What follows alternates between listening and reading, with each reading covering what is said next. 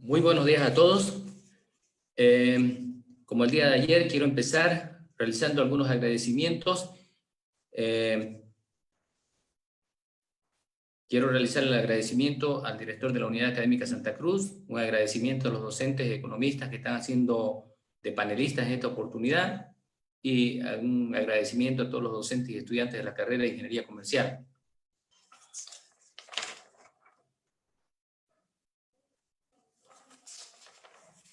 Quiero recordarles que el día de hoy vamos a realizar 3 exposiciones, una a cargo de la licenciada Pamela Salces sobre coronavirus y petróleo, efectos principales sobre la economía boliviana.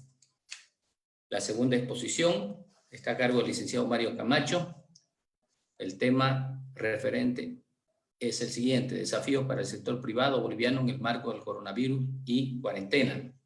Y por último vamos a tener una tercera exposición a cargo del licenciado Mauricio Rodríguez sobre el tema estrategias y líneas de acción para la reactivación económica en el periodo post-COVID.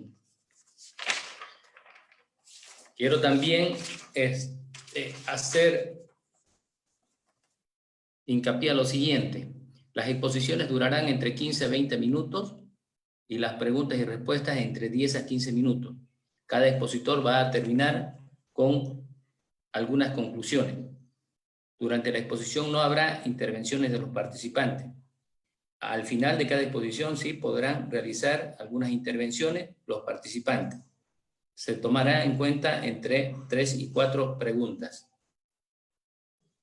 Durante la exposición podrán enviar comentarios o preguntas. Y depende de la cantidad de preguntas, se realizará una selección de las mismas. Vamos a empezar la primera exposición a cargo de la licenciada Salces, pero quiero permitirme dar lectura a su currículo en forma muy resumida. La licenciada en Economía Pamela Salces Sarabia tiene como formación académica licenciatura en Economía en la Universidad Católica Boliviana. Tiene una maestría en Desarrollo Económico del CIDES UNSA. Tiene un doctorado en Gestión de Desarrollo y Políticas Públicas en la UNSA. Tiene especializaciones en Finanzas, Gerencia Corporativa, Educación Superior, entre otros. Como experiencia laboral, tiene experiencia en las áreas financiera, comercial, gerencial y directiva en el sector financiero y en el sector hidrocarburos, habiendo conformado directorios de importantes entidades del sector financiero e hidrocarburífico nacional. Como experiencia docente, es docente en las áreas económicas en la EMI, en la Universidad Católica y en la Universidad Privada Domingo Savio. Con ese preámbulo, licenciada, me permito darle la palabra para que usted pueda dar inicio a su exposición.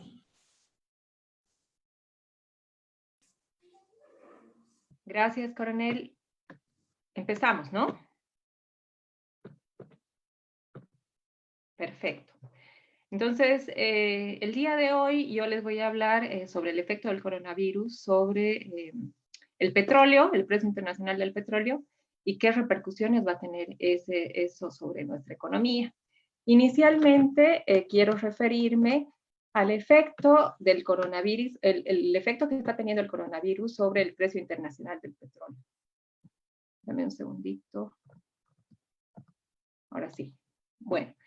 Como sabemos todos, el precio internacional del petróleo en los últimos meses ha presentado una reducción sostenida que se ha acentuado el mes de marzo a partir de las discusiones entre Rusia y Arabia Saudita, que son países miembros de la OPEP, de la Organización de Países Productores de Petróleo, en donde no llegaron a ponerse de acuerdo para reducir los volúmenes de producción a fin de incrementar, tener un efecto positivo sobre los precios que ya venían mostrando caídas. Y esto se ha visto acentuado en gran manera. La semana pasada hemos tenido lo que se ha venido a llamar el lunes negro, comparado con lo que se llamó en su momento en la Gran Depresión el viernes negro, que se ha dado a partir de una caída acentuada en los precios internacionales del WTI, que es el precio de referencia en Estados Unidos, que ha mostrado cifras negativas por primera vez en la historia. ¿Sí? Y eso ha repercutido también en otros precios de referencia internacionales, como por ejemplo el Brent, que tenemos, que es el precio europeo, que en esta jornada se redujo en un 8.9%. ¿Y por qué se dio esta caída que ustedes pueden ver aquí en el gráfico? Tenemos una caída a niveles negativos, ¿sí? Que tiene por detrás, o sea, responde a los efectos del coronavirus. El coronavirus ha provocado una reducción en el consumo de gasolina, porque lógicamente los países han frenado su crecimiento, han frenado sus actividades y por tanto han frenado su consumo de todos los hidrocarburos, ¿no? Entonces, ¿qué explica la caída a niveles negativos la semana pasada? Primero, teníamos los cierres de los futuros, que son en el mercado de derivados, los cierres de los futuros para entrega en mayo. Pero hay una reducida capacidad de almacenamiento en Estados Unidos, debido a que han venido acumulándose los inventarios porque el consumo se ha reducido. Y el costo de almacenamiento ahora, en este momento, en muchos casos, resulta mayor que el precio mismo del petróleo. ¿Qué estaría implicando esta situación? Que a uno le pagan, le dicen, bueno, te llevas tu barril de petróleo y te pago encima $30 para que te lo lleves, porque no tengo dónde almacenarlo, ¿sí? Entonces, ese es el efecto que hemos tenido la semana pasada. Este gráfico me ha parecido bastante interesante para mostrárselos a ustedes. Y todos los puntitos rojos que ven en el gráfico y que nos muestran la costa del Pacífico y del Atlántico, ¿sí?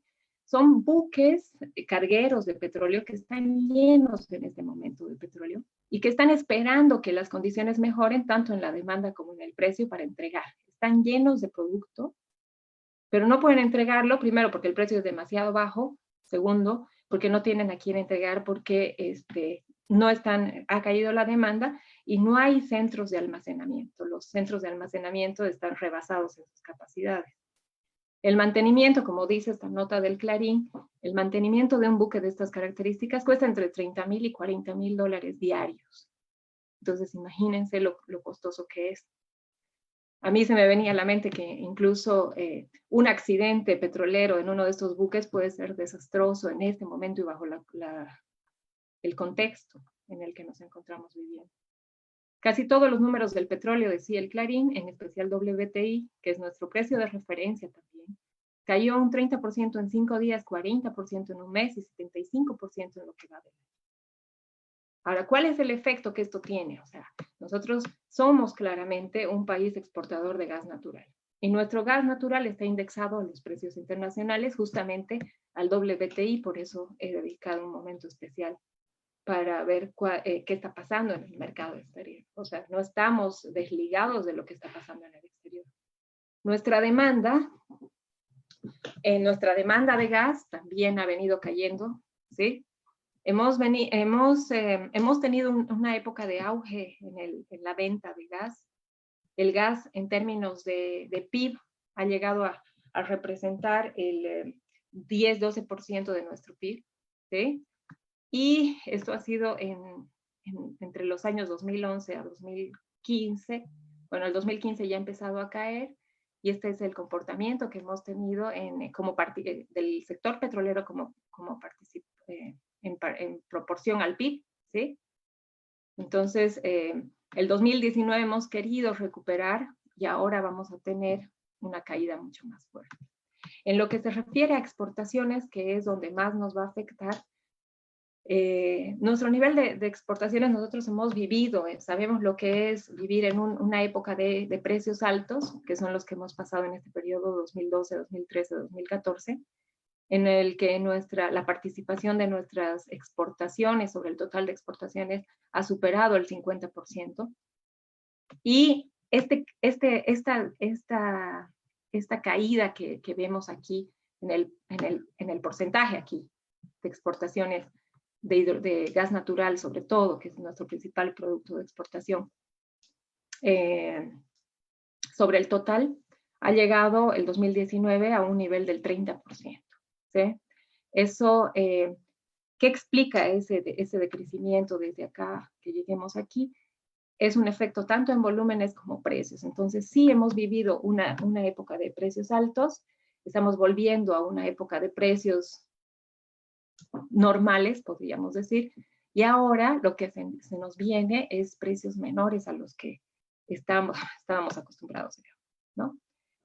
Hemos tenido también un efecto de caída en la producción, en la producción a lo largo de estos años, porque la producción responde a la demanda, y nuestros principales compradores, como sabemos, son Argentina y Brasil, ¿no? Tenemos las ventas al mercado externo, que es Argentina-Brasil, y tenemos las ventas en el mercado interno. Pero en el mercado interno, como pueden ver en este siguiente gráfico, si bien las ventas al mercado interno han ido incrementándose a lo largo del tiempo, para darles un dato, ahorita, al 2019, en realidad, las ventas del mercado interno representan el 30% del total y 70% del mercado externo, cuando el 2014 teníamos que la participación del mercado interno solamente era del 18%. ¿Sí? Si bien hemos incrementado las ventas en el mercado interno, no compensan la caída que tenemos en el mercado externo y el que vamos a tener, porque también sabemos que Argentina y Brasil, sobre todo Brasil, está el virus y los efectos que tiene el virus sobre la economía y sobre los daños que está causando, la cantidad de muertes y afectados, está desbordando la capacidad que tiene también el Brasil. ¿Sí? A nivel de precios, y bueno, eso es en función a los datos disponibles oficiales, en el caso de los centros oficiales, ese es el comportamiento que hemos tenido en los precios de exportación a la Argentina y al Brasil. Hemos tenido la época de las vacas gordas, con precios bastante interesantes. El Brasil, lo máximo que nos ha llegado a pagar, ha estado en $9.51 por 1000 de pies cúbicos por día. Y la Argentina, que paga siempre un precio un poco mayor, $11 por pie cúbico por día, ¿no? Entonces, aquí en el 2019 hemos tenido una ligera recuperación en los precios de exportación, si bien los volúmenes sabemos también que en el mercado externo se han caído nuestras exportaciones, porque en principio el contrato con el Brasil también vencía el 2019 y se han hecho algunas negociaciones para ampliar el plazo de este contrato, pero bueno, la incertidumbre, el que no tengamos, no tenemos una claridad sobre nuestras reservas certificadas y nuestras capacidades de producción y venta han hecho también que estos países que nos compran vean alternativas. Y por otro lado, bueno, los dos países, nuestros principales productos de mercados de exportación, también tienen alternativas, dos mercados grandes, como es vaca muerta y el presal en el Brasil. A nivel de renta petrolera, que es el siguiente nivel de efecto, porque todo lo que viene vía exportaciones se distribuye a partir de la renta petrolera, también en la renta petrolera podemos ver gráficamente que que tiene un comportamiento parecido, muy indexado a lo que está pasando, a lo que pasa con el WTI. Eso nos va a permitir proyectar lo que puede pasar y lo que va a venir en los siguientes años, ¿no? Si bien tenemos un ligero retraso de 3 meses, porque nuestros precios, si bien están indexados al WTI, a una canasta de fuels que se mueven en función al WTI, a este precio de referencia, nuestro precio de exportación se calcula como promedio trimestral. Entonces, la caída que hemos tenido ahora, que se ha recuperado al día siguiente, ya cerró con $20, después bajó a 14 y se está moviendo en esa banda de precios, pero ya no ha vuelto a tener un negativo, aunque se prevé que hasta el 20 de marzo podría darse de nuevo un precio negativo en el WTI. Nosotros tenemos una cierta amortiguación en nuestros precios de exportación porque se calculan como promedio de los últimos 3 meses de exportación. Entonces, No vamos a sentir ahora mismo de inmediato el efecto de esa caída en el precio, pero sí la vamos a sentir a partir de los 3 meses que siguen. O sea, se va a ir, vamos a ir sintiendo ese efecto de la caída de los precios. Por otra parte, el presupuesto público, el presupuesto general del Estado, considera los ingresos que vienen por IDH, participaciones, regalías del sector petrolero, y calcula un precio del 50, ha calculado para este año el presupuesto un precio de $51 del barril de petróleo. Y sabemos, bueno, que ahora ese precio es muy difícil que se pueda alcanzar, ¿no? Los precios están cerrando alrededor de 20. Eso implica que vamos a tener un desfase en esos ingresos de $30 aproximadamente. ¿Cómo se distribuye la renta petrolera? La renta petrolera se distribuye por una parte de las regalías. Las regalías van a los departamentos productores, 11%, 1% es la regalía compensatoria a Beni y Pando, y 6% va al Tesoro General del Estado. Y el IDH, que es 32%, que va a municipios, gobernaciones, universidades, el Fondo Indígena, y también sustenta esos ingresos, también las utilidades de las empresas sustentan el pago de la renta dignidad y el Juancito Pinto también, ¿no?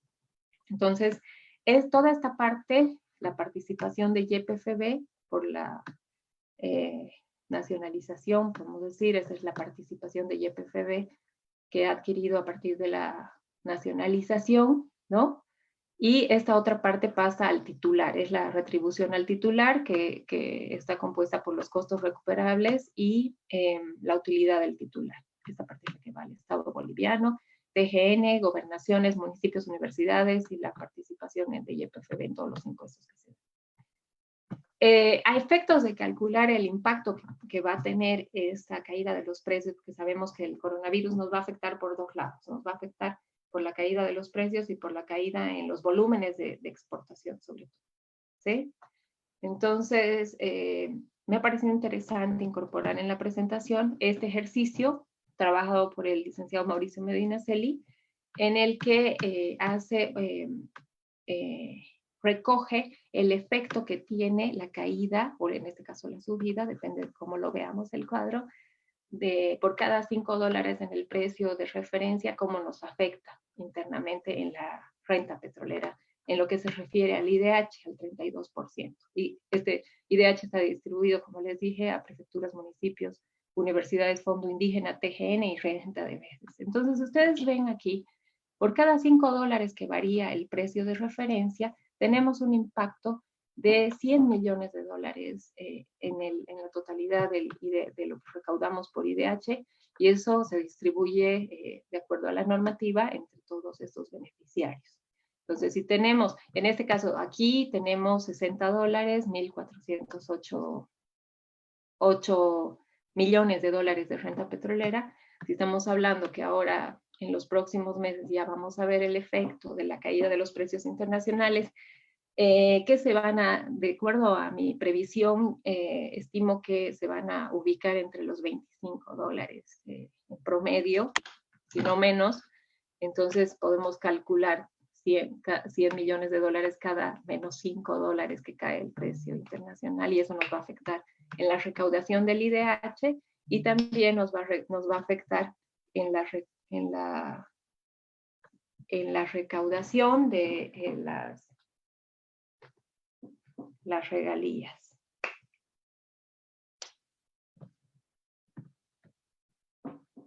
¿Ya?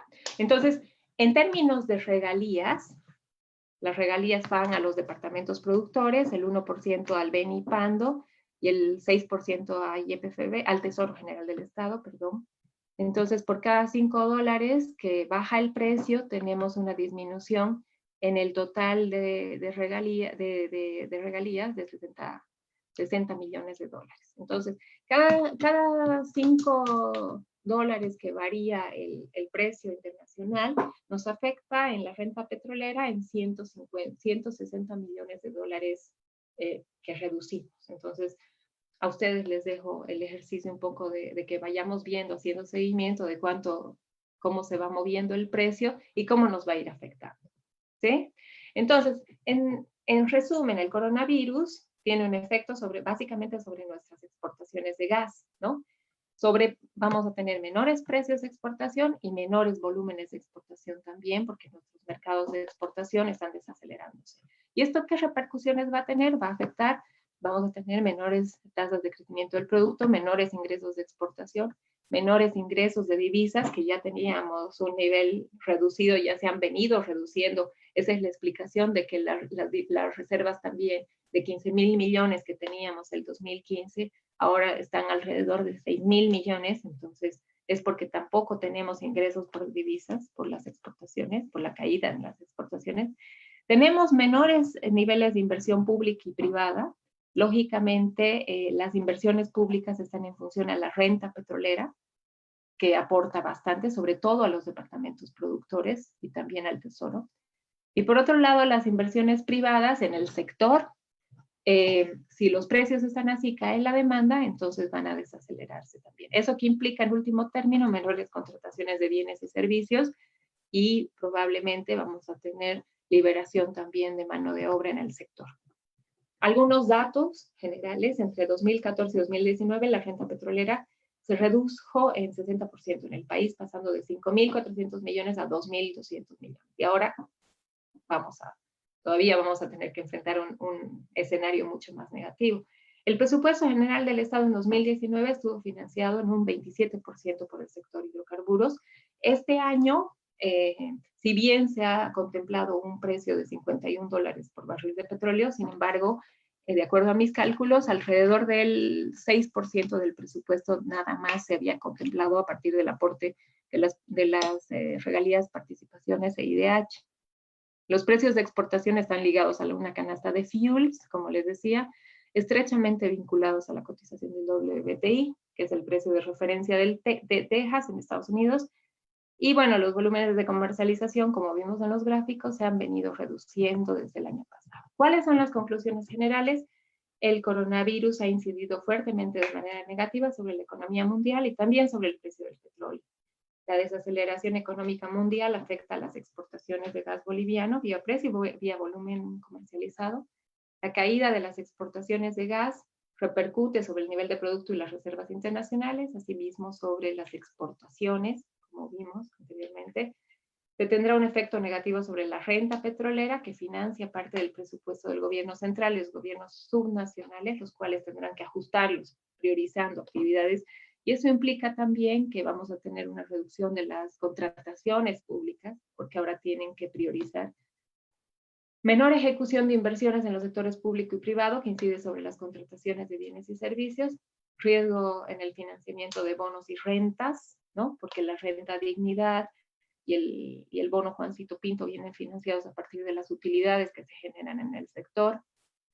La producción de líquidos también está asociada a la producción de gas natural, entonces si reducimos nuestra producción de gas natural, porque producimos solamente básicamente para atender al mercado interno y externo, ¿no? Y es el sector externo el que manda en nuestra producción, porque es el más significativo, representa el 70%. Por tanto, si producimos menos, también tenemos menos líquidos, y eso implica que tengamos que importar más. Y también sabemos que los precios internos de la gasolina y el diésel están subvencionados, entonces representan un costo adicional para el Estado.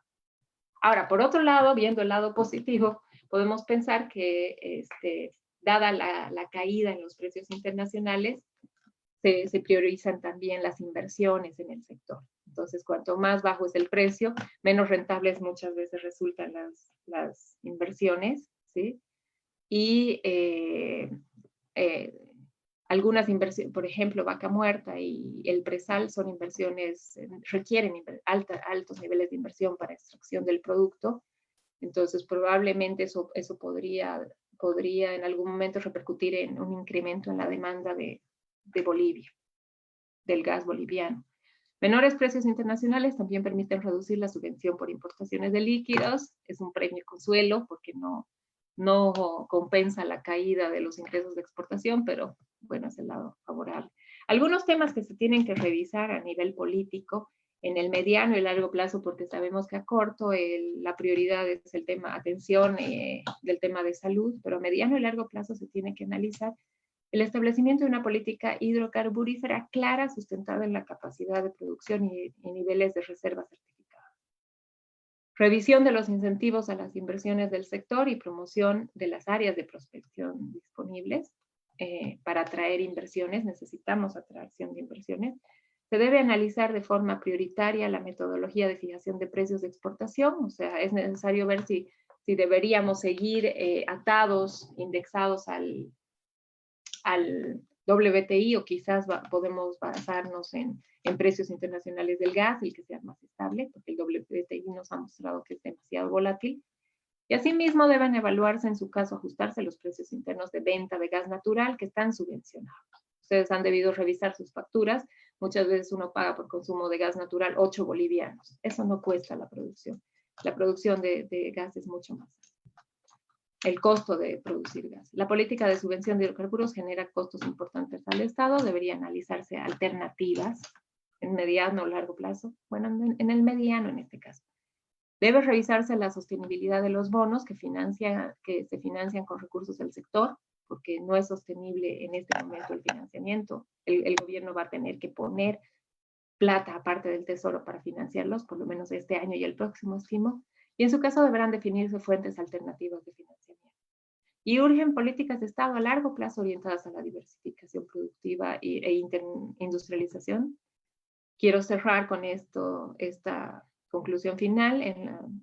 Es mi percepción, y creo que comparto con muchos economistas, que la dependencia de la economía hacia sectores extractivos no es sostenible en el tiempo y nos hace altamente vulnerables a desajustes externos, como el que estamos pasando.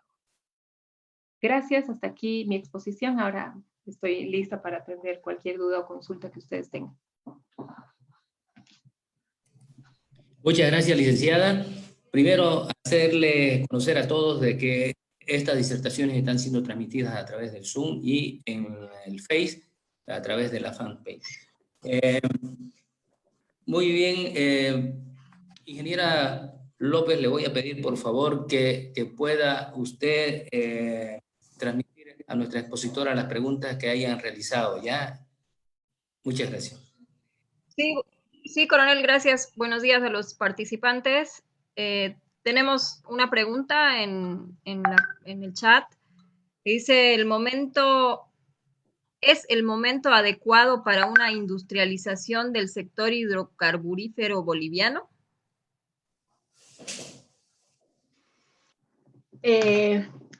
Bueno, mi respuesta sería, como cualquier economista diría, depende.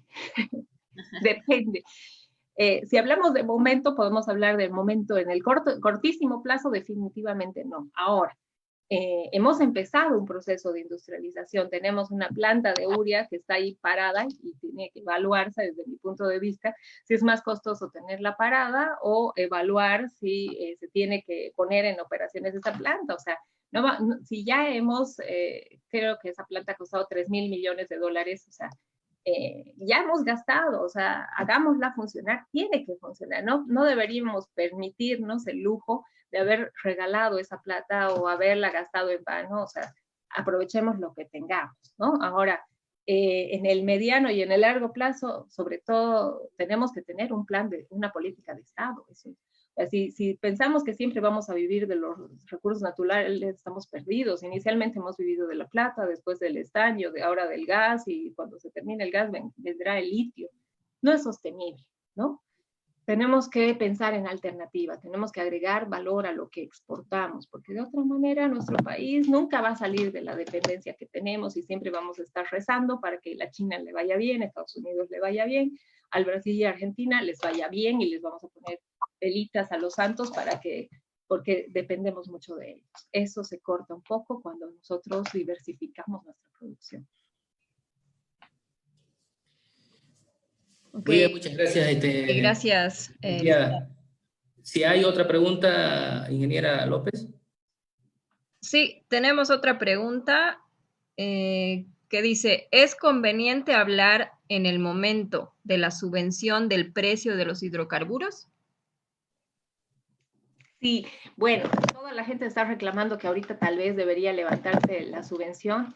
Desde mi punto de vista, yo pienso que las subvenciones distorsionan los precios. No estoy de acuerdo con las subvenciones, creo que yo más bien optaría por, si queremos beneficiar a un sector, yo más bien iría por el beneficio directo, darle un descuento o darle un bono directamente, porque las distorsiones de precios tienen problemas a largo plazo, ¿no? Es muy difícil volver. Eso desde la perspectiva técnica, pero hay una perspectiva política también.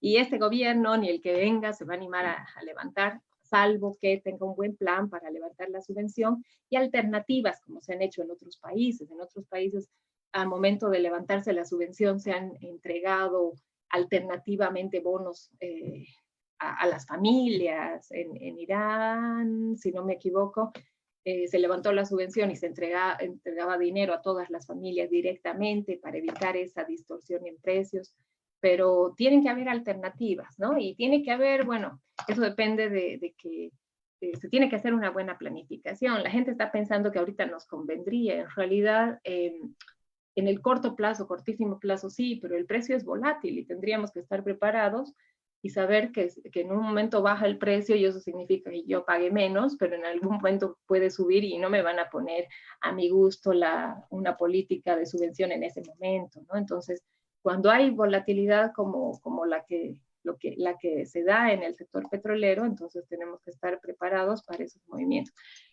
Hace unos años se hizo el ejercicio y funcionó. Desde mi punto de vista fue interesante porque sí se ajustó el precio a movimientos internacionales, pero no era de 1 a 1, sino cuando bajaba el precio se ajustaba cuando la bajada era mayor al 5% y cuando era mayor la subida al 10% recién se ajustaba. Entonces había un mecanismo de amortiguación de las variaciones. Algo así podría funcionar, creo. Sería interesante. Muy bien, Bien, muchas gracias, licenciada. Podríamos hacer otra pregunta también, ingeniera López, pero también quiero recordarle a los docentes y alumnos que están en sintonía que pueden también habilitar su micrófono y pueden lanzar la pregunta en forma directa. bien, tenemos otra pregunta que dice, a su criterio, ¿qué contramedidas se podrían implementar para tratar de disminuir el porcentaje de inversión pública en el país? Para disminuir la inversión pública. Bueno, ajustarla, me imagino, a la caída de los precios. Sí. Pregunta difícil, la verdad. Hay gastos en el gobierno que son inflexibles, ¿no?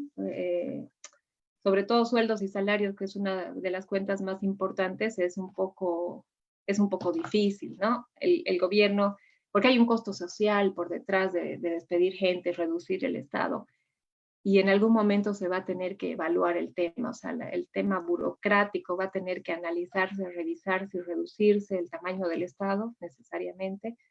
Pero lo más inmediato va a ser paralización de inversiones, van a tener que, y es lo que menos costo político también tiene, porque tenemos que ubicarnos que también estamos en un momento político importante. Entonces, despedir gente ahorita es más complicado que postergar un proyecto de inversión.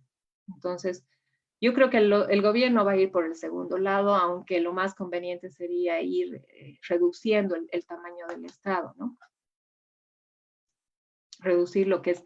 Pero bueno, hay una parte que no se puede mover, que es, por ejemplo, el tema de sueldos y salarios dirigidos a los médicos, a los maestros, esa parte es difícil de manejar, ¿no? Quizás es una buena estrategia la que decían, reducir el número de ministerios, consolidarlos, fusionarlos, para bajar de alguna manera. Y bueno, los bonos por la coyuntura se hacen necesarios, pero están incrementando. Además, están inflando mucho más el presupuesto de gastos del gobierno en este momento.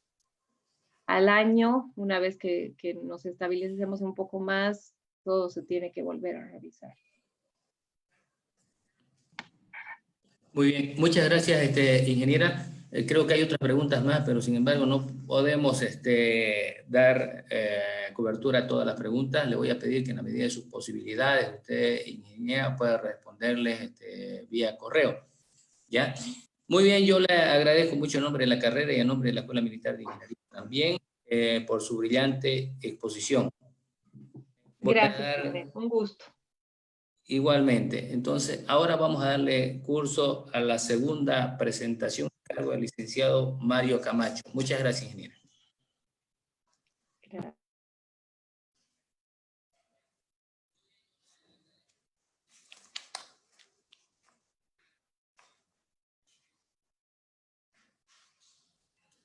Bueno, mientras el licenciado Mario Camacho está compartiendo la exposición, quiero hacerles recuerdo que el tema a cargo del licenciado Mario Camacho está referida a desafíos para el sector privado boliviano en el marco del coronavirus y cuarentena.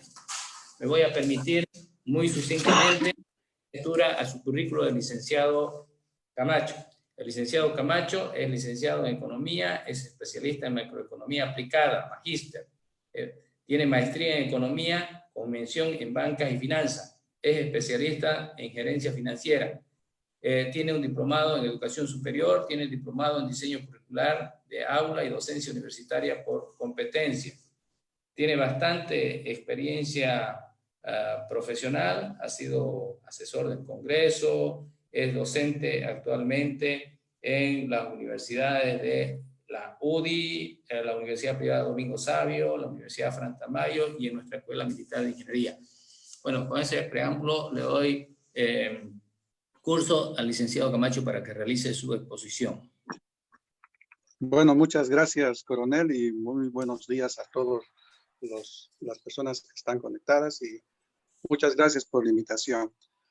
Vamos a empezar con este tema para que precisamente podamos nosotros identificar o tener una visualización respecto a lo que es el sector privado y tener conciencia de lo que pueda estar pasando en nuestra economía. Queremos saber, tener una radiografía de qué implica el sector privado, en qué país vivimos, con la información estadística que tenemos para tener la dimensión cercana a lo que son los acontecimientos que estamos viviendo.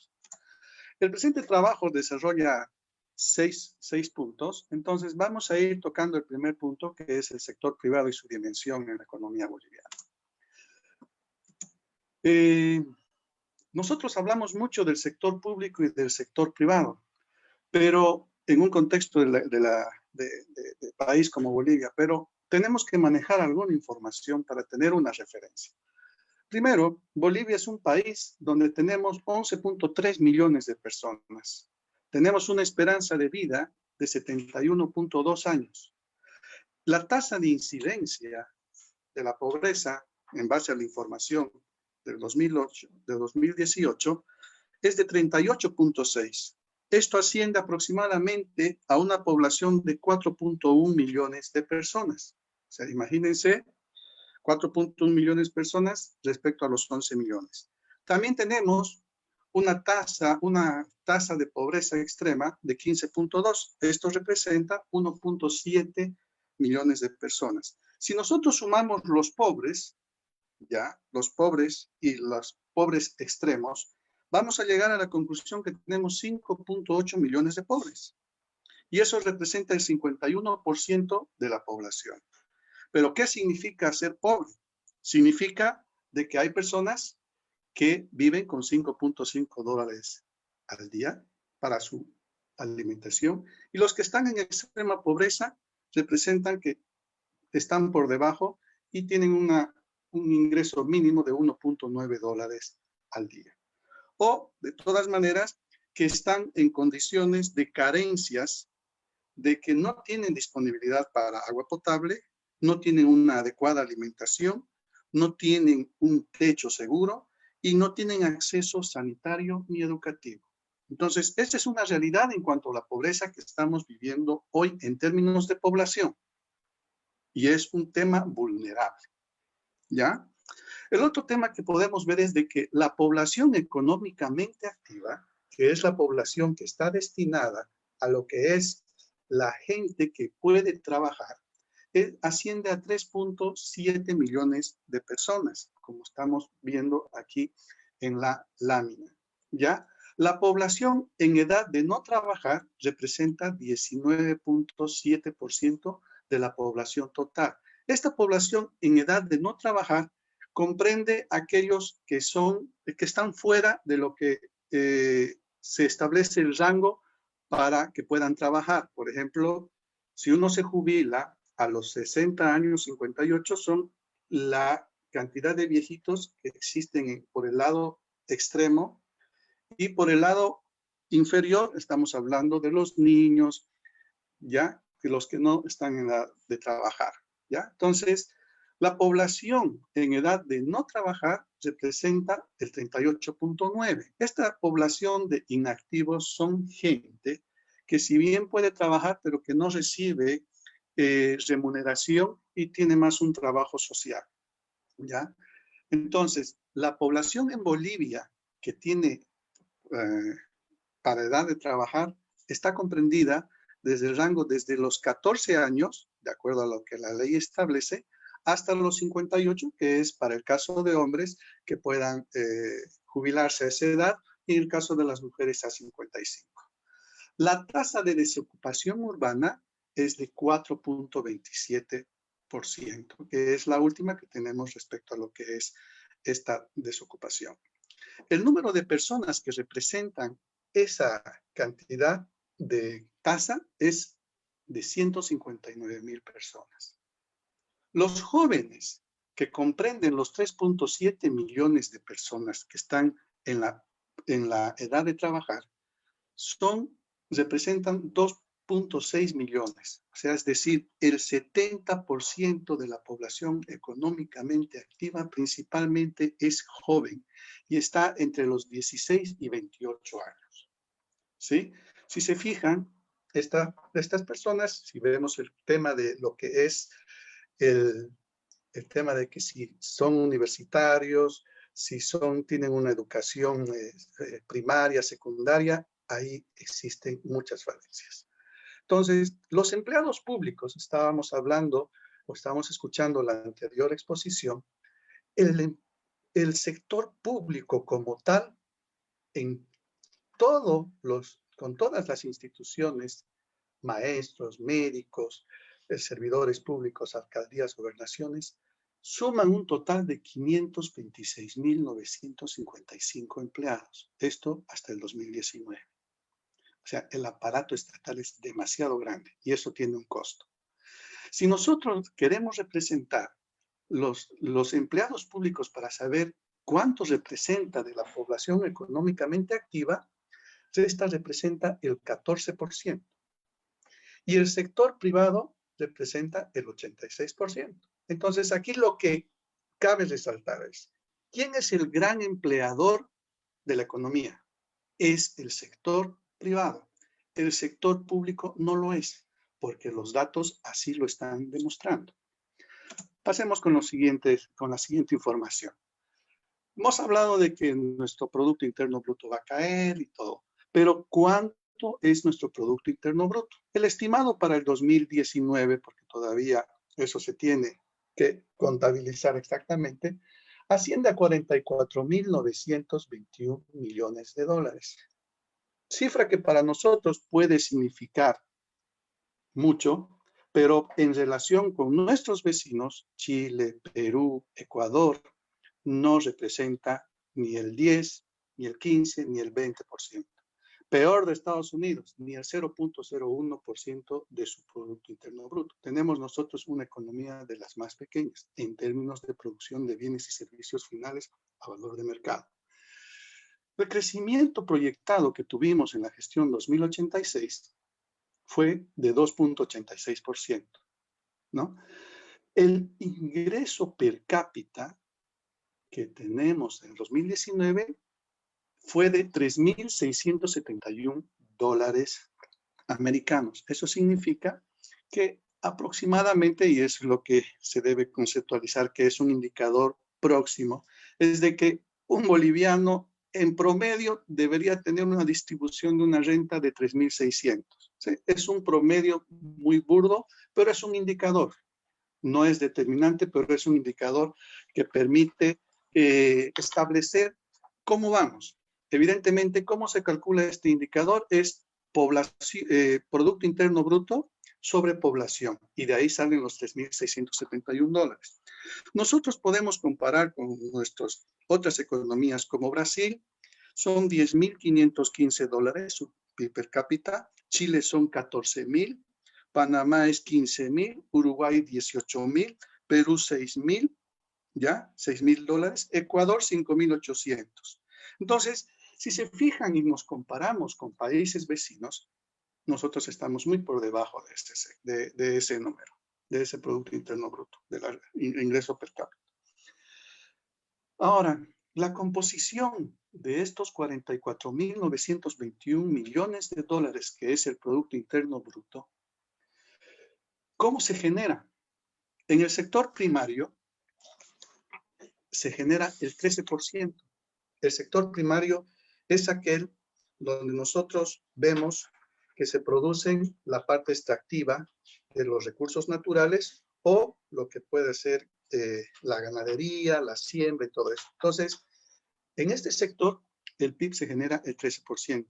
El sector secundario, que es el sector que pasa por un proceso industrial, ¿ya? Que transforma los productos primarios, ¿ya? Y los pone a productos finales, el sector secundario representa el 37%, ¿ya? Y el sector terciario, que es principalmente el tema de servicios, ¿ya? Que tiene que ver con transporte, que tiene que ver con comercio, representa el 66%, perdón, el 63%. Entonces, si ustedes ven y dicen, ¿dónde se genera el mayor, en qué sector se genera el Producto Interno Bruto de mayor importancia? Ustedes claramente con los porcentajes van a ver que es en el sector terciario y secundario. El primario no. Y nosotros vemos que tenemos una economía muy extractiva, ¿ya? Dependemos mucho del petróleo. La inflación que tuvimos en 2019 fue 1.47, relativamente baja. Las reservas internacionales, que es nuestro respaldo respecto a lo que es el contexto exterior que nos permite dar la solvencia para poder pagar todas nuestras deudas, para poder comprar las cosas que necesitamos internamente, así ascendieron al 31 de diciembre a 6.467 millones de dólares. Estas han ido bajando de manera permanente. En 2015 representaban 15.000 millones, ¿no? Entonces, en pocos años ha ido bajando. Algo hemos estado haciendo mal. La deuda externa a diciembre, deuda externa asciende a 11.267 millones de dólares. Si lo ponemos en términos del porcentaje del PIB, es 27%. Mucho se ha estado manejando de que esta cifra todavía es sostenible. ¿Por qué? Porque el Producto Interno Bruto se entendía que iba a crecer. Pero ahora, con la crisis, este indicador deuda externa sobre PIB nos pone en problemas porque se va a disparar hacia arriba. Nuestro PIB va a caer. Entonces, nuestra deuda externa sigue siendo elevada. Y esta relación puede tranquilamente subir 30-35% dependiendo de lo que caiga el PIB. La deuda interna que tiene el TGN es la que se tiene disponible, fíjense, porque generalmente no se habla mucho de esta deuda, asciende a 5.950 millones de dólares. Entonces, si nosotros sumamos un poco para tener una idea de la deuda total, estamos hablando entre 11.267 más 5.900, estamos hablando tranquilamente de una deuda total de 17.000 millones de dólares a diciembre. Eso representa aproximadamente ya un 50-51% de lo que es con relación al PIB. Eso ya es complicado, ¿no? Entonces, nos hemos endeudado demasiado, ¿no? En un escenario de bonanza y un escenario de mantener unas expectativas de que todo andaba bien. Nuestro déficit fiscal 2019 asciende al 9%. Para nosotros representa un porcentaje, pero en términos de dinero, estamos hablando de 4.000 millones de dólares. Es decir, de que el Estado, para que funcione y todo lo que ha querido hacer, sus ingresos han sido insuficientes y se ha prestado 4.000 millones de dólares. ¿Lo hizo un año? No, lo hizo varios años atrás. En esta situación nos complica en este escenario donde necesitamos salir de una crisis que tiene que ver con la salud, tenemos muchas limitaciones. Entonces, a veces no somos tan críticos respecto a que nosotros nos financiamos con deuda y seguimos tranquilos. Esa deuda se tiene que pagar y la deuda, por si acaso, la paga la gente que paga impuestos. El aporte privado, que es el PIB que genera el sector privado, más adelante vamos a ver una gráfica interesante, asciende a 27.600 millones de dólares. Si ustedes hacen la comparación con lo que es los 27.000 millones, 27.600 dividido entre 44.000, van a tener la relación de quién aporta más, el público o el privado. Pero eso lo vamos a ver más adelante. Hablemos un poco del sector empresarial, porque tenemos que tener una idea de lo que significa. Ahora, este sector está en stand-by, está guardado en casa o está limitado de hacer muchas actividades. En números de empresas, en la gestión, tenemos 316.330 empresas legalmente inscritas, de las cuales 80% son unipersonales, 19% son sociedades de responsabilidad limitada y el 1% son sociedades anónimas. La inversión promedio de la información que se dispone, para tener una idea, la inversión promedio del sector privado es en un año de 1.500 millones de dólares. Es interesante, no es deuda con el Estado, es inversión que se va a canalizar a proyectos. Indicadores del país. Licenciado, permítame, le hago recuerdo de que no tiene más de 20 minutos, por favor, para su exposición. ¿Ya? ¿En cuánto tiempo vamos, perdón? 5 minutos más tiene. Ya, entonces vamos a acelerar. ¿Ya? El tema del ranking competitivo, nosotros estamos ocupando el puesto 107, estamos muy lejos de la competitividad. Tenemos un presupuesto de 30.851 millones de dólares. Nuestra inversión pública representa el 7.5%. Y tenemos dos grandes impuestos que abarcan lo que es las mejores recaudaciones. Ahí tenemos los montos de 1.547 millones y el impuesto a las utilidades, 1.556. ¿Ya? Las exportaciones ascienden a 8.757 millones y importamos más de lo que nosotros exportamos. La inversión extranjera asciende 237 millones, ha estado descendiendo. El subsidio a los hidrocarburos, de lo que se estaba hablando, asciende a 391.8 millones de dólares, que es un tema que hay que ver. Finalmente, en lo que es la dimensión del aporte del sector privado y público, en las líneas azules ustedes van a poder ver de que el PIB per cápita, el PIB privado asciende a 27.6 millones de dólares y el PIB público asciende a 14.1 en la gestión 2019. ¿Quién aporta más? Es el PIB privado.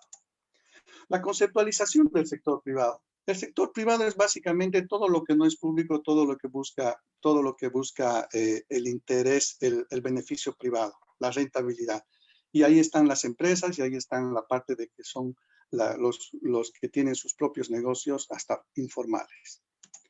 ¿Ya? Para entender lo que representa la economía de las empresas, vemos un flujo circular simple, donde tenemos las familias, las empresas, el mercado de productos, el mercado de factores y el Estado.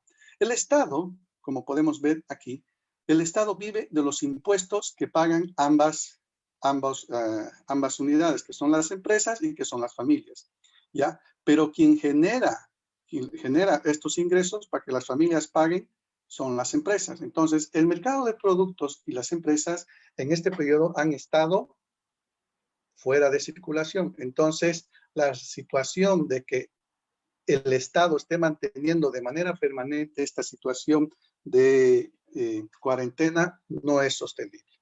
En algún momento las empresas tienen que empezar a producir y hay que ver de que estas no estén afectadas. ¿Qué representa el paro del coronavirus? Nosotros podemos ver dos estados financieros, básicamente el estado de resultados y el balance general. En este periodo, las ventas que han estado presentándose en este periodo de coronavirus y cuarentena principalmente, las ventas han sido mínimas o han sido cero, pero la parte de gastos se han incrementado porque igual hay que pagar salarios, igual hay que pagar alquileres, igual hay que pagar seguros, cuotas de mantenimiento, impuestos y patentes. Por lo tanto, la utilidad neta va a ser un proceso negativo. Por lo tanto, esta va a ir a afectar al capital y a las empresas se van a quedar descapitalizadas. Si en el tema vemos de la parte del pasivo, vamos a tener también obligaciones que hay que cumplirlas, que son con aportes con la caja, Infocar, Provivienda, proveedores, préstamos, que hay que pagarlos, ¿no? Y son un escenario que complica a la empresa. Entonces, ¿cuál es el efecto directo? Esta situación ha limitado a la producción, ha afectado los mercados, ha disminuido el consumo habitual de los bienes. Y los gobiernos se han visto en la necesidad de aplicar medidas extraordinarias como las cuales el gobierno están utilizando. En nuestra economía, el resultado es de que la economía va a crecer, de acuerdo a fuente del Banco Mundial, a una tasa de menos 3.4%, similar a la que tuvimos en el año 1986. Los sectores que más aportan a la economía en su tasa de crecimiento es el sector agropecuario, es el sector financiero y es el sector de la industria manufacturera. Los otros sectores aportan muy poco. El sector petrolero, en vez de aportar, perjudica. Los minerales metálicos también, entonces nos ha quitado crecimiento. Y esos son resultados de fuentes oficiales del INE que están expuestos y todos pueden tener el acceso. Entonces, en términos de empleo, para tener una dimensión solamente de dos sectores, el comercial y el industrial, estamos hablando de que en el sector comercial tenemos 790,000 personas que están trabajando. Ahora no lo están haciendo por este efecto de la cuarentena. 504,000 personas en el sector manufacturero no lo están haciendo en su totalidad. 340,000 personas en el sector alojamiento de comidas no lo están haciendo. Entonces, principalmente esta población es joven, ¿ya? Entonces, si nosotros queremos estimar de que cuánto estamos perdiendo por este efecto de la cuarentena, me he permitido hacer una estimación, porque si hablamos de costos, tenemos que dimensionarlo, ¿ya? Entonces, mi estimación es de que por día nosotros perdemos 9 millones de dólares por día. Ustedes pueden multiplicar, en 45 días se hacen 405 millones de dólares y ahora se ha ampliado. En términos de coronavirus, de lo que es del 16 de marzo hasta lo que va a ser diciembre de este año, nuestro Producto Interno Bruto va a ser afectado, ¿ya? Pero la pérdida del sector privado se estima de que es mi estimación, yo me hago responsable de esta estimación, es 5.83% del PIB. En términos de desempleo, si estábamos en una tasa de 4.27, ahora vamos a llegar a unos 7.2 en el sector privado. ¿Qué representa eso? Aproximadamente 86,000 puestos de trabajo perdidos. Los desafíos que debe enfrentar el sector de la empresa una vez que termine este tema del coronavirus, de la cuarentena. No pudieron operar, no tienen liquidez, tienen que enfrentar pagos de salarios, de alquileres, impuestos y han tenido imposibilidad de cumplir contratos. Tienen que hacer igual aportes a las cajas, tienen que pagar créditos, tienen el riesgo de seguir operando. Y cada empresa va a establecer si cierra o no cierra, si puede o no puede. Entonces, eso se verá el día que estén las empresas. Ahora, el gremio empresarial aquí tiene que jugar un rol muy importante, porque una empresa que se queje, que demande una solución al gobierno, no ofrece una respuesta que pueda ser escuchada. Entonces, los gremios empresariales tienen que empezar a generar propuestas ágiles de negociación, asistencia financiera de corto y mediano plazo, flexibilidad laboral e incentivos para contratar. La flexibilización laboral es importante porque ahora estamos manteniendo costos laborales demasiado altos como para poder darnos el lujo de mantener una fuente de trabajo, porque estamos perjudicando de poder contratar a más personas, no lo estamos haciendo por estos costos. Suspensión o postergación de pagos tributarios a un mayor plazo. Apoyo a la implementación de medidas de bioseguridad. Apoyo a la gestión de aperturas de mercados. Eficiencia en el sector público y racionalización en los gastos de la administración pública. ¿Por qué? Porque tenemos que mayor endeudamiento del sector público es mayor tasa impositiva que nos va a venir a la parte del sector privado o a la parte de lo que es la gente en general, ¿no? Después, tenemos que tener una política de promoción de consumo a lo nuestro, pero realmente que sea cierto, evidente. Y este tema de consumo de la ropa usada, por ejemplo, quita muchos puestos de trabajo. Los desafíos que tienen las empresas, una vez que lleguen, terminado el plan de la cuarentena, tienen que evaluar su estructura de costos y reducirla. No la pueden aumentar, tienen que reducirla porque la situación es complicada. Tienen que enfocar y optimizar los esfuerzos al marketing y ventas. Tienen que promocionar más. Tienen que buscar apoyos, fusiones, insertarse en la integración horizontal y vertical, nuevos socios con aportes de capital. Tienen que buscar opciones de liquidez. Tienen que reflexionar sobre nuevos modelos de negocio. Tal vez el que tienen ya no sirve o habrá que mejorarlo. Tienen que mejorar las habilidades de los empleados. Tienen que ser más productivos. Como conclusión final es de que la economía boliviana en la gestión 2020 enfrenta una afectación millonaria en el sector privado. El sector público tiene su costo también. Y su efecto directo en el desempleo de este. Por lo tanto, es importante un claro apoyo del sector público para que disminuyan los efectos adversos a la economía real. ¿Por qué? Porque el no apoyo a la empresa se va a generar problemas sociales que van a ir directamente a afectar al sector público en cuanto a demandas, ¿no? Muchas gracias, coronel. Hemos acelerado la presentación para tratar este tema de concluir de acuerdo al tiempo previsto. Muchas gracias, licenciado, por la importancia, obviamente por la importancia del tema, nos hemos permitido exceder de unos minutos en el tiempo asignado. Bueno, procedamos, ingeniera Sandra, a realizar las preguntas. Adelante. Gracias, coronel. Tenemos una pregunta, licenciado, que dice, la deuda externa principalmente se condona a países como Bolivia. En una situación como esta, por la pandemia, ¿tendrá que ser considerada esta condonación? A ver, le comento, el tema de la condonación no es de manera inmediata, es todo un proceso y es una gestión. En años anteriores al 2006, en la época más o menos de 2003, hubo condonaciones ya en el país.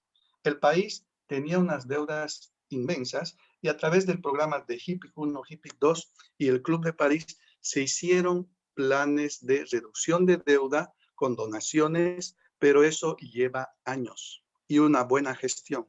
Por lo tanto, el creer que de manera inmediata los organismos van a empezar a condonar la deuda no es así. Es una gestión que tiene que ser altamente efectiva por quienes estén en el gobierno.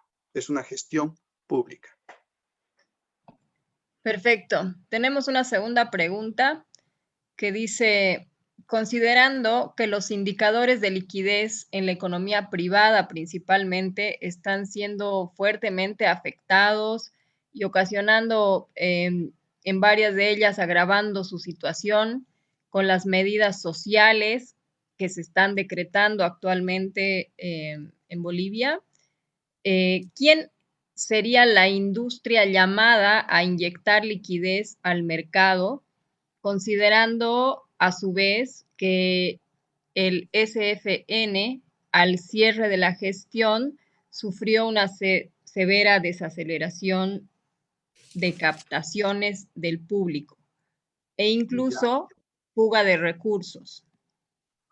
Ya, aquí hay que tener claro un tema de que el sector privado como está, difícilmente solo va a poder tener una recuperación.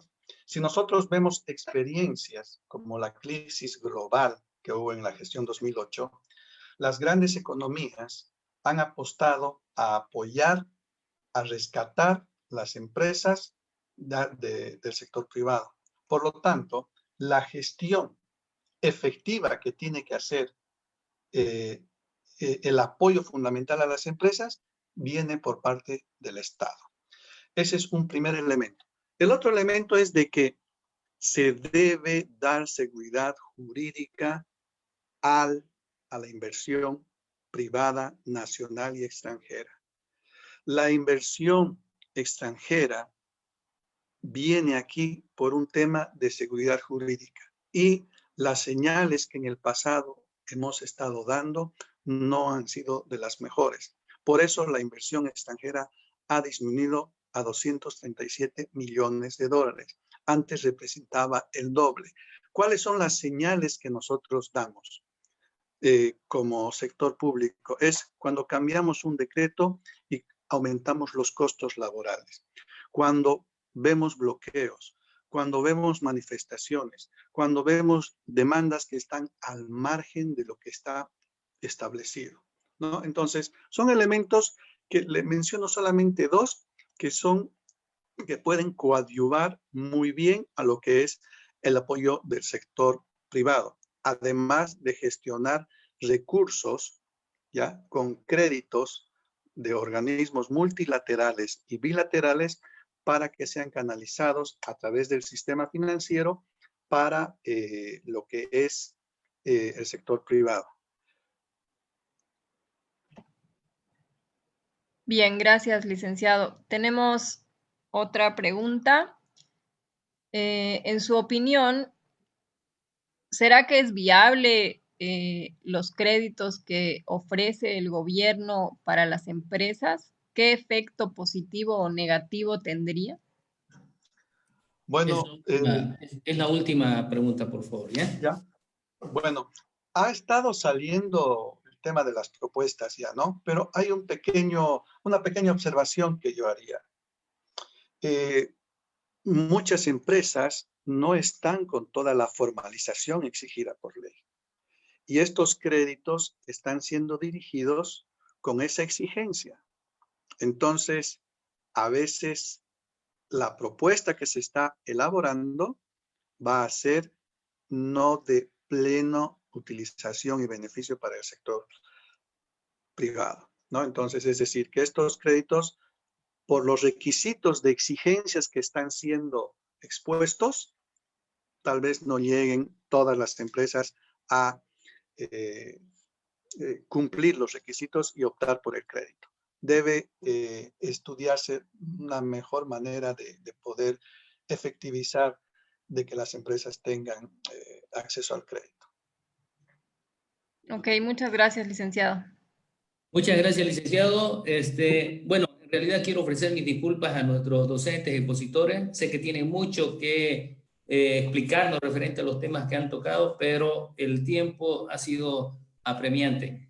Muchas gracias al licenciado por su brillante exposición y bueno, si podría responderles a algunas preguntas que han quedado pendientes por estos medios, se lo agradecería, por favor. Muchas gracias, coronel. Muy bien, vamos a proceder a la tercera exposición del licenciado Mauricio Rodríguez Roca.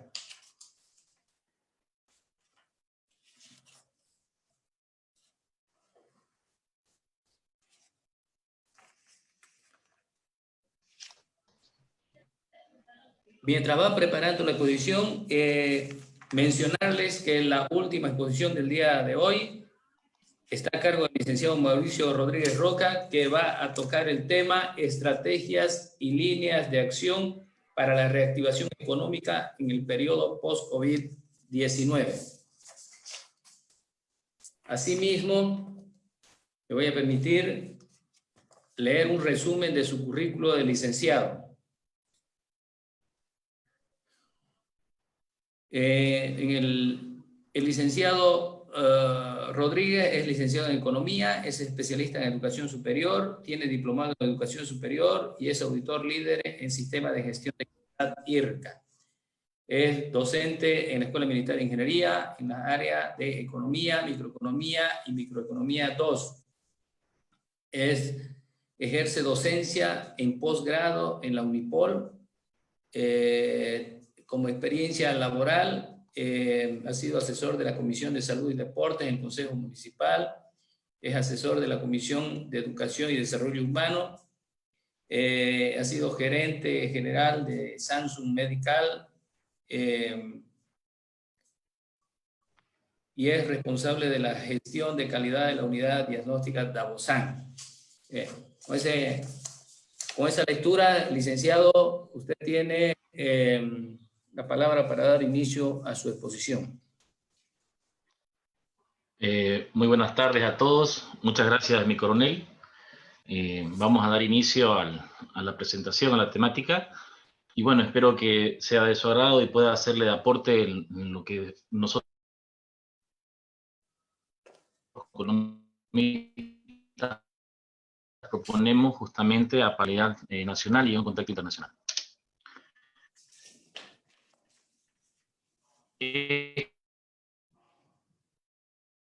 Estas medidas de reactivación individualizada, ya que el COVID no tiene ninguna discriminación con ningún tipo de país, ¿ya? Él está presente en todo el mundo, ha sido una de las situaciones más globales que ha tenido la humanidad. Y el Fondo Monetario Internacional y las Naciones Unidas, ¿ya? Y los organismos internacionales, ¿no?, entienden la necesidad de afrontar esta pandemia como un tema social, como un tema de salud, pero al mismo tiempo este problema de salud ha conllevado a tener un problema significativo en el área económica. Entonces, las Naciones Unidas hacen el llamado a los organismos internacionales a identificar en cuánto sería el impacto en las economías mundiales y la repercusión que esta vaya a tener en la misma salud posterior al efecto de la pandemia. Entonces, a partir de eso, los organismos internacionales empiezan a hacer sus investigaciones, ya hay diferentes informes, ya se ha realizado un foro justamente pasada la segunda quincena del mes de abril en Estados Unidos, justamente en la sede del Banco Mundial, y se ha hablado mucho referente al impacto que va a tener esta pandemia en la economía mundial. Entonces, es importante entender de que no nos enfrentamos a una situación convencional, como lo han mencionado mis anteriores colegas disertantes, ¿no?, sino que la magnitud de esta situación se ha presentado y ha generado el mayor holocausto en la historia económica del mundo. Y ha llamado la atención de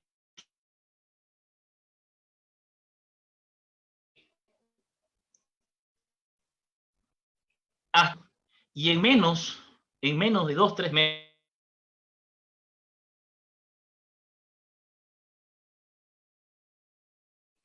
ya efectos más duros que la depresión, que la Gran Depresión del año 2009, cuando nos enfrentábamos a una situación de una burbuja financiera.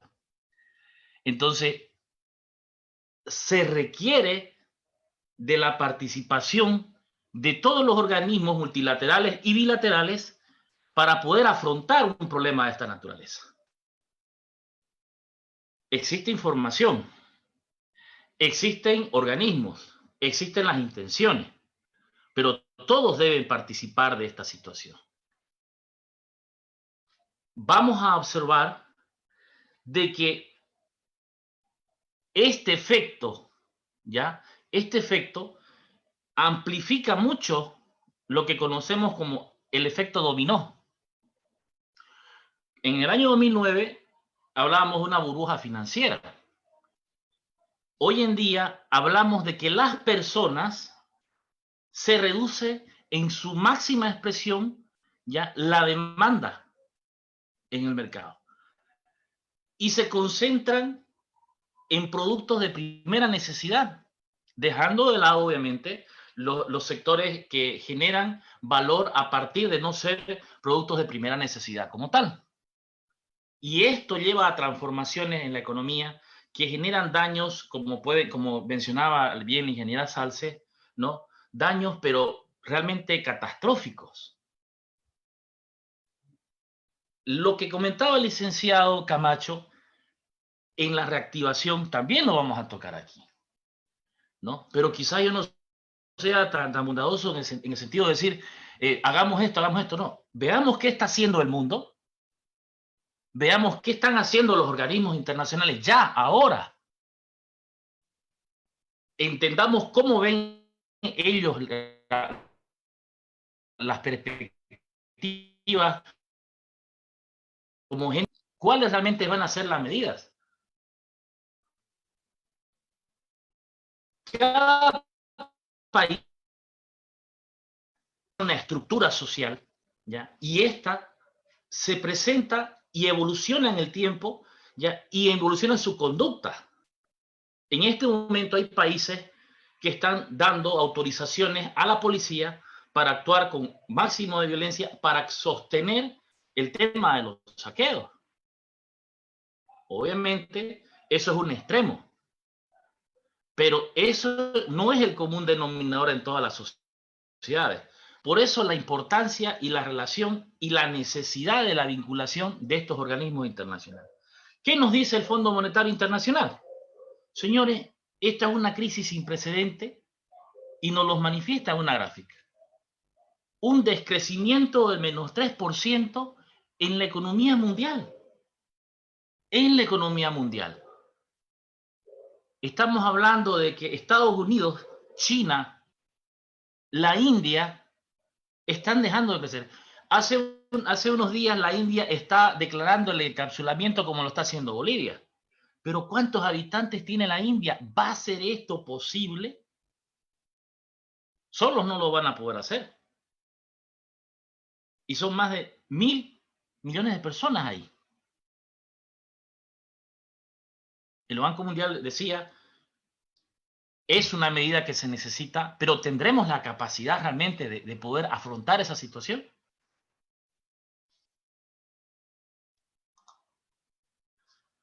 Observemos las perspectivas de crecimiento mundial. Las economías más avanzadas van a crecer un menos 6.1%.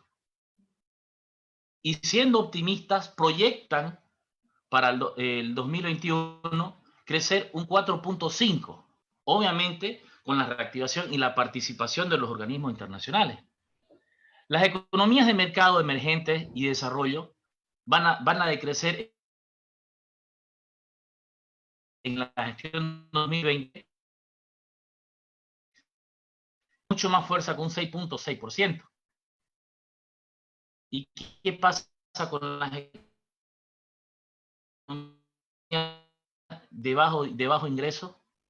El hecho de ser economías no tan globalizadas, las economías pequeñas como la nuestra, el efecto no se ve con la magnitud con la que se ve en países más globalizados. Porque obviamente al cerrar fronteras, cierro el ingreso de alimentos, cierro el ingreso de mercadería, cierro muchas alternativas de las cuales yo típicamente soy dependiente. Entonces, países de Europa necesitan de diferentes productos que son de primera necesidad y que entre todo lo que se refiere a la Unión Europea hacen un circuito de autoabastecimiento ya permanente. Y los países productores de alimentos se encargan de hacer esta distribución, pero ¿qué hacemos cuando esa distribución está paralizada justamente por un tema de pandemia? En Bolivia disfrutamos justamente el hecho de que Bolivia produce el 80% de su alimentación, ¿ya? Pero los efectos en otros países, en la región, como lo vamos a ver más adelante, está siendo complicado, realmente muy complicado. ¿Qué nos dice el Fondo Monetario Internacional? Ellos destacan que la necesidad de enfrentar, de mitigar este efecto del COVID-19 es un punto que en este momento la economía necesita y tiene que enfrentar de manera frontal. Los organismos internacionales tienen el compromiso, la obligación de participar, ¿no?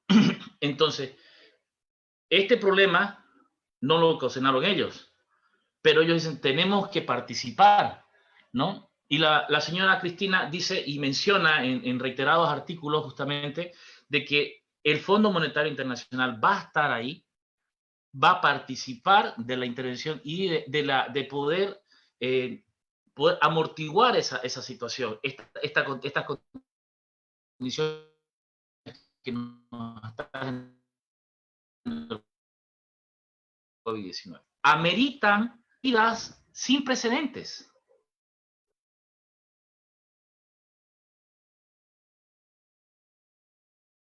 COVID-19 ha sido mucho más dañino que la Segunda Guerra Mundial. No teníamos precedentes de esto. Ni los economistas más nutridos de información y de formación ya han podido predecir un efecto como este. Entonces, ¿qué dice el Fondo Monetario Internacional? Señores, tenemos que intervenir en este efecto y participar de manera global. Lo está haciendo el Banco Central Europeo, lo está haciendo el Banco Central de los Emiratos Árabes, ¿ya? El Fondo Asiático también lo está haciendo ahora el BIDS, lo está haciendo el Fomplata. Entonces, todos están participando en poder reactivar esta economía, ¿no? Saben perfectamente de que si la demanda se contrae, ¿ya? Y las empresas, como decía el licenciado Camacho, empiezan a caer, ¿ya? ¿A qué nos vamos a enfrentar? A que cuando pasen los efectos de salud, nos vamos a encontrar con una economía peor, un proceso de posguerra. Entonces, el FMI decide intervenir en la economía y prepara paquetes, ¿ya? Obviamente, como mencionaba mi anterior disertante, no vamos a hablar de condonación de deudas porque son procesos que llevan su tiempo y llevan su análisis y tienen un procedimiento para eso. Pero sí podemos acceder a créditos con plazos de gracia y esos créditos van a tener su efecto en la economía.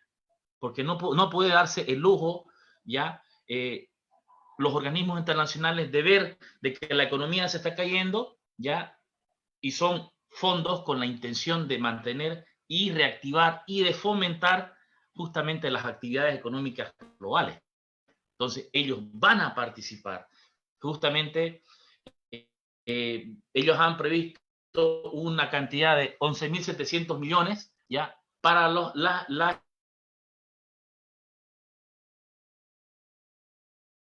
activas. ¿Qué sucede en la región? ¿Cómo lo estamos sintiendo? ¿Cómo es el termómetro de la pandemia en nuestros vecinos, en nuestros países vecinos? Ha llegado al punto de que muchos países han restringido ya el tema de la emisión, la transmisión de imágenes en espacios abiertos, porque es demasiado fuerte la transmisión de imágenes que vemos con las conductas de las personas, porque el efecto económico está generando no solamente una desaceleración en la economía, si las personas que tienen una economía relativamente sana, que tienen un trabajo fijo, ya se ven con complicado con el tema del aprovisionamiento de alimentos, ¿cómo creen que es la condición de las personas que, como decía el ingeniero Camacho, no tienen ese dinero para ahorrado o lo tienen esperándolo su sueldo ahí, aunque sea un mínimo, para poder reaccionar? Entonces, veamos qué está pasando, qué es lo que se está haciendo qué es lo que está pasando, qué está haciendo la región para afrontar esta situación. Para empezar, las transferencias más importantes que reciben las personas que puede ser que trabajen, pero también reciben un espaldarazo, siempre han sido el tema de las remesas.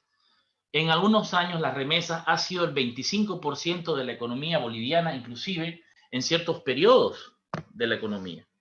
¿Por qué? Porque sabemos que muchos tienen familiares en España, en Chile, ¿no? En Reino Unido, en Europa, bueno, en diferentes partes en Estados Unidos, ¿y qué hacen? Nos mandan dinero, ¿no es cierto? Nos mandan dinero.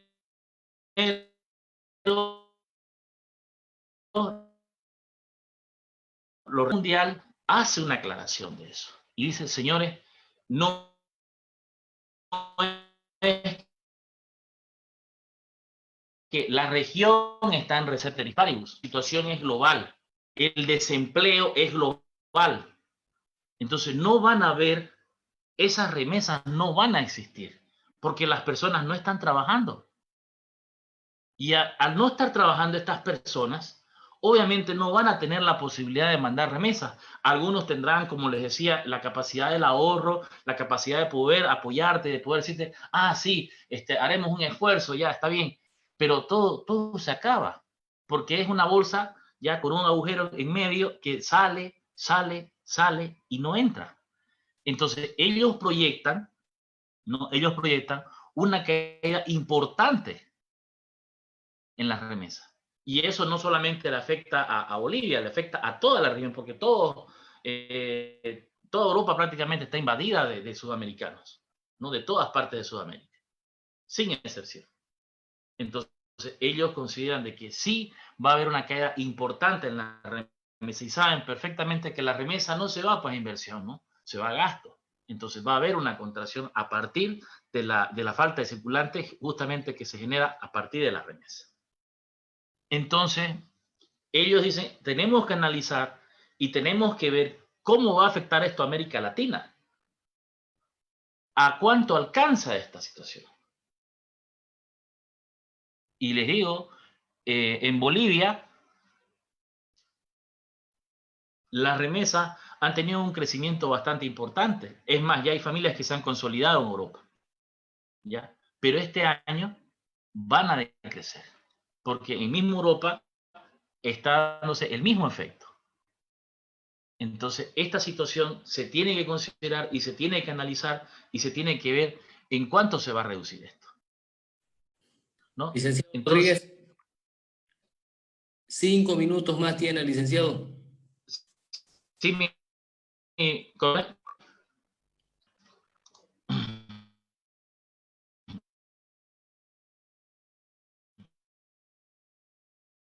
Ahora, con el tema financiero en la región.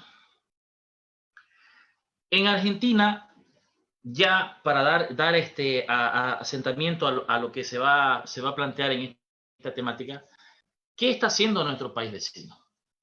¿Hacia dónde apunta? ¿Ya? ¿Qué medidas ellos están tomando?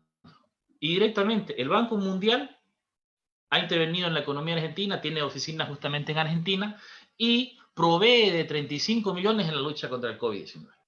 ¿Cómo lo hace? Directamente, ¿no? Hace un préstamo, ¿no? Hace un préstamo y facilita esta situación. Argentina obviamente tiene una población mucho más fuerte, tiene una economía más robusta, más industrializada, ¿no? Y necesita con mayores más que otros países. Entonces el Banco Mundial ya ha hecho un préstamo a Argentina ya por prácticamente 35 millones de dólares para paliar los efectos del COVID-19. ¿Qué ha pasado en Paraguay? En Paraguay nuevamente el Banco Mundial ha intervenido en la economía. Estos datos que les estoy pasando son datos de abril del 2020. La referencia es 22 de abril de 2020. Entonces, Paraguay ha optado por este beneficio y también se ha prestado. Cada uno tiene su particularidad. Por ejemplo, Argentina tiene 5 años de gracia. ¿Ya? Paraguay, si más no me equivoco, son como 7 años de gracia que tiene para poder enfrentar esto. 9 años de gracia, perdón. 9 años de gracia. ¿Ya? Pero igual está dándose con mucha facilidad. Uno de los países en la región que más ha sido golpeado con esto ha sido Ecuador, y Ecuador justamente ha tomado el apoyo del Banco Mundial y también ha entrado en ese crédito de los 1.400 millones y ha recibido 20 millones justamente para paliar esta situación. Ellos tienen 11 años de gracia y 28 años para pagar esos 20 millones. ¿Cómo llegamos a Bolivia y cómo nos vamos a enfrentar en Bolivia? ¿Será que Bolivia va a poder optar por estos beneficios como estos créditos? Ahora lo vamos a saber. Bolivia ha recibido del Banco Mundial también una cantidad importante. Entonces, de esos 1.400 millones, Bolivia también ya ha recibido con fecha retroactiva el 13 de marzo del 2020, ha recibido ya 20 millones de dólares del Banco Mundial como crédito. Tiene sus facilidades, tiene su prerrogativa, pero el objetivo de este dinero es justamente paliar los efectos del COVID-19. No solamente el Banco Mundial ha participado. Se aprueba un crédito de 327 millones de dólares para Bolivia, justamente, por parte del Fondo Monetario Internacional. Esto también ha sido aprobado el 24 de abril del 2020. Entonces, esto se hace con la intención de poder mitigar los efectos del COVID-19. ¿Qué intención tiene el Fondo Monetario Internacional? El Fondo Monetario Internacional siempre ha sido más juicioso con el tema de decir, ¿dónde te doy? ¿Para qué te doy? ¿Y qué vas a hacer con mi dinero? Entonces, la condición que ellos han puesto, obviamente, ha sido, ¿no?, de que las personas en este país deben ser apoyadas en el ámbito de salud, pero también tienes la obligación de cuidar tu macroeconomía y cuidar tu sector financiero. Entonces, no se puede solamente gastar estos 300 y tantos millones de dólares en el tema de combatir la salud. Tienes que también organizarte y permitirte tener ordenada la casa, tu balanza de pagos, ¿ya?, tu déficit fiscal. ¿Qué se propone para el aparato cruceño? ¿Qué es lo que nos interesa a nosotros?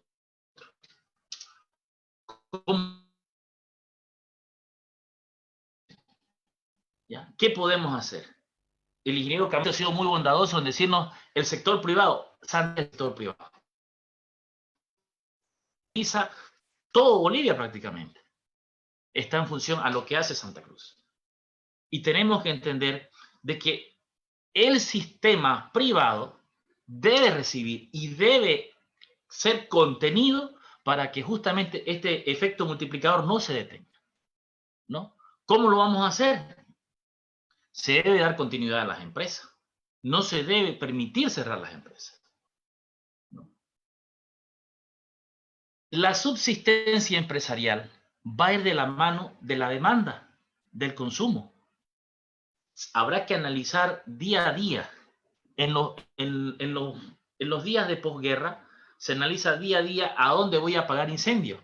Aquí es la misma situación. Aparece un sector, tiene que analizarse, pero no puedo darme el lujo de esperar 5, 10, 15, 20 días para dar respuesta a un problema social. Un problema social con un efecto político, su respuesta netamente va a ser, un problema social con un efecto económico, su respuesta va a ser política. Y esa respuesta política, cuando tiene esa matriz y esa naturaleza, obviamente va a repercutir en daños sociales bastante fuertes, ¿no? Entonces no podemos permitirnos llegar una vez más a esa situación. Permitir la factibilidad empresarial, la flexibilización de impuestos nacionales. Impuestos nacionales tiene que bajar la caña y tiene que permitirle a las empresas, ¿ya? Si no les van a dar crédito, que les liberen. Muchas empresas están en una situación de inestabilidad porque están pagando impuestos de algún tipo de 2016, 2017, 2018, ya se viene el 2019. Entonces, ¿de qué les sirve tener los libros bien organizados si al final las empresas no van a poder subsistir con esas deudas? Ahora, el teletrabajo, una nueva cultura de mercado, la necesidad de adaptarse a que tiene que encarar el empresariado cruceño. Entonces,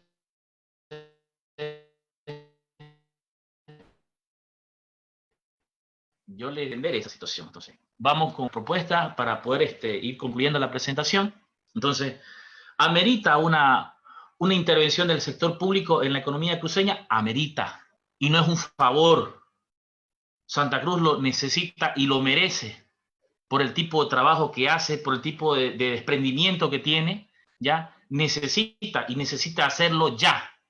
Necesita que se intervenga ya. Necesita que Impuestos Nacionales ya actúe. Necesita que Fundempresa ya actúe. Necesita que las mismas Cajas Nacional, Caja Petrolera, de manera ya en lo micro se empiece a intervenir. Y se vean situaciones. Empresas de este rubro, empresas de este rubro, de este otro rubro. Día a día hay que solucionar esta situación. Y tenemos que analizar el tema de la liquidez, como decía el licenciado Camacho. Empresas sin liquidez es empresa que no va a funcionar. Para concluir, se necesita, económicamente hablando, que las personas empiecen a movilizarse. Nosotros somos economistas, no somos médicos, pero esta movilización viene de la mano de una nueva cultura de trabajo.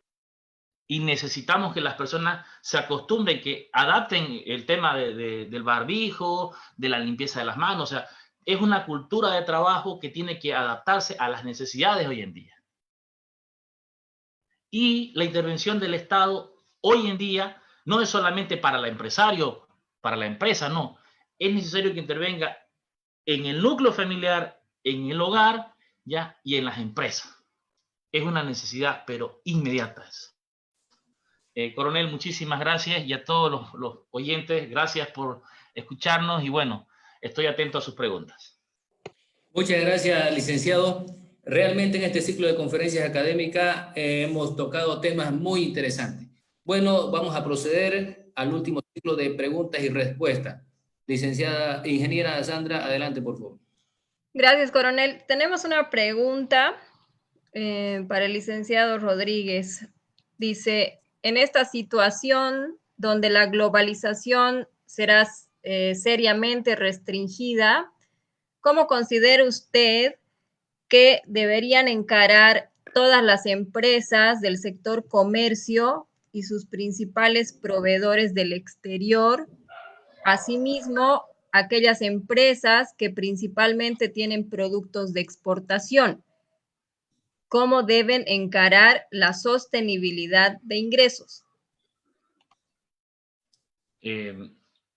Vuelvo a reiterar, la intervención del Estado en este periodo de tiempo, ¿ya?, que vamos a llamar el post-COVID-19, necesita intervenir ya de manera positiva en la economía, ¿ya?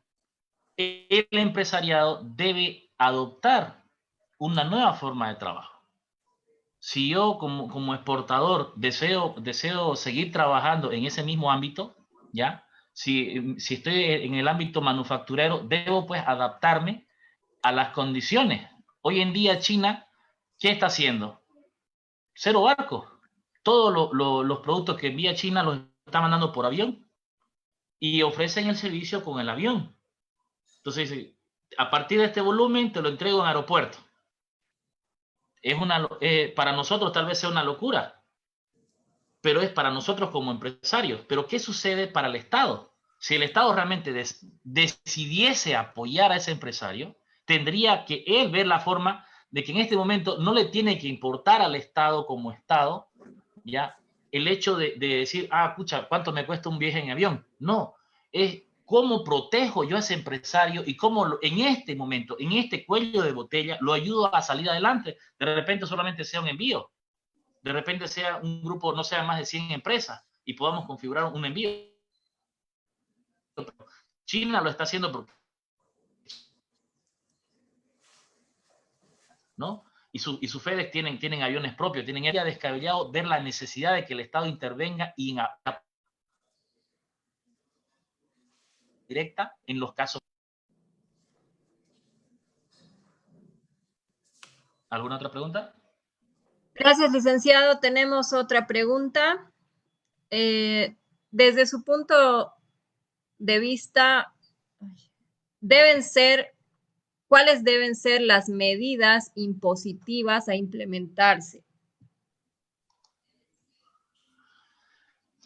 A ver, el gobierno lanza sus medidas, pero las lanza de manera muy pasiva.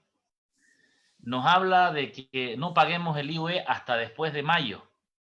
O sea, no me pagues ahorita porque no tenés plata, pero la economía no se va a reactivar.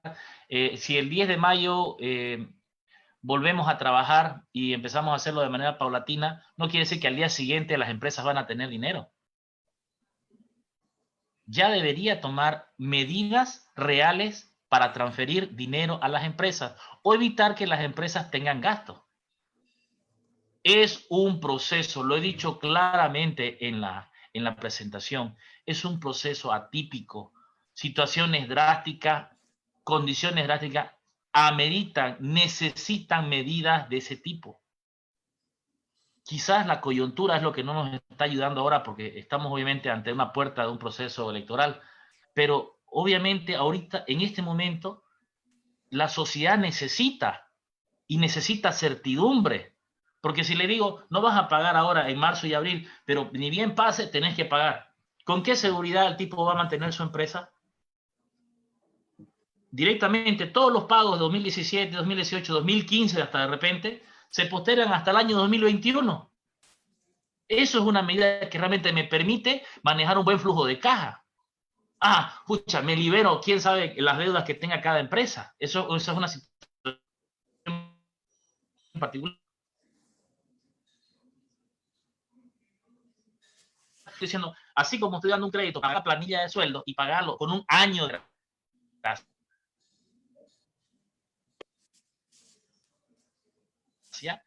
ya está el libro y que sabes que no está. En este momento la pasividad del gobierno es lo que a mí me preocupa en lo personal, porque demora mucho en tomar decisiones. ¿Alguna otra pregunta? Sí, tenemos una más que dice así: ¿qué medidas podría tomar el Estado para proteger al empresario?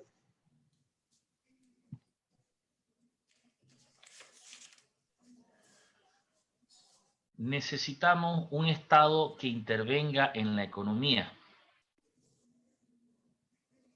A los liberales no nos gusta mucho el tema de la intervención del Estado, que meta mano en la economía, pero ya está transfiriendo, ya está participando con los bonos.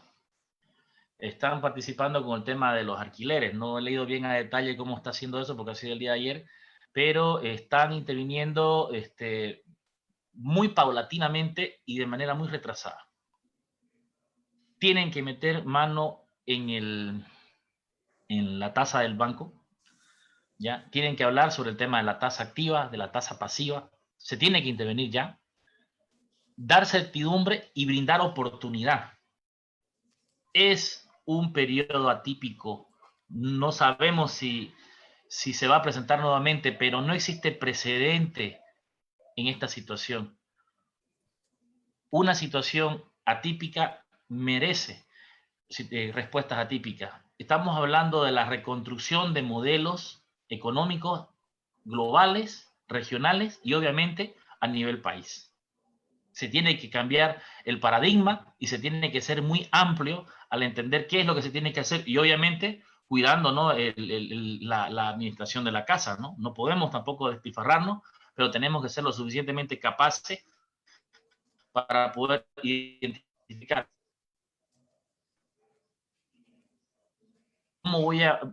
dónde voy a intervenir y qué puntos y qué aspectos debo tocar. Eso puntualmente. Bien, gracias, licenciado. A todos, muchas gracias, realmente. Un placer. Ya, ingeniera, esa era la última pregunta, ¿no? Tenemos una pregunta más, si hay tiempo. Ya, muy bien, láncela por favor y en forma muy sucinta. Nuestro expositor, por favor, déle respuesta. Ok. Claro que sí, Nicolás. ¿Qué importancia tiene encarar el pacto fiscal a nivel nacional? En este momento no sé si pudiésemos tocar el tema del pacto fiscal, porque el pacto fiscal lo vienen queriendo tocar hace como 25 años, ¿no? Y no creo, o sea, no sería correcto presionar con ese tipo de demandas en una situación como la que estamos viviendo. No creo que sería lo más apropiado para ninguna parte del Estado, ni para la sociedad, ni para la administración pública. Perfecto, gracias, licenciado. Mi ingeniera Muy Sandra, un gusto, bien, mi coronel. muy bien. Quiero dar la oportunidad a algún participante si quisiera hacer alguna intervención para realizar una aclaración o complemento de los temas que se han tocado en las exposiciones. Pueden habilitar el micrófono e intervenir.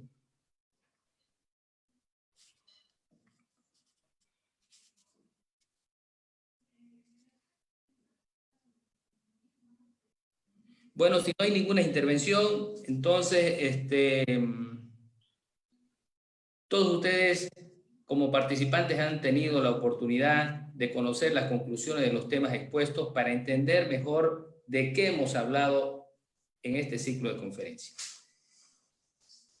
Por último, quiero agradecerles a todos nuestros panelistas por sus brillantes exposiciones y agradecerles también a todos los participantes, docentes, estudiantes y público en general que nos han acompañado en este ciclo de conferencias académicas virtuales. Esperamos que hayan sido un complemento para su conocimiento, pero también esperamos que este tipo de conferencias se vuelvan a repetir en otra oportunidad, para que vamos permanentemente realizando un análisis, proyecciones y perspectivas, lo más aproximado de lo que está ocurriendo en nuestro entorno con la economía nacional debido a la pandemia del coronavirus. Es una etapa muy difícil que está atravesando nuestras familias en nuestro hogar, en nuestro país y en el mundo entero. Muchas gracias nuevamente a todos ustedes y muchas gracias a todos nuestros panelistas. Será hasta otra oportunidad y con eso hemos concluido. Muchas gracias, coronel.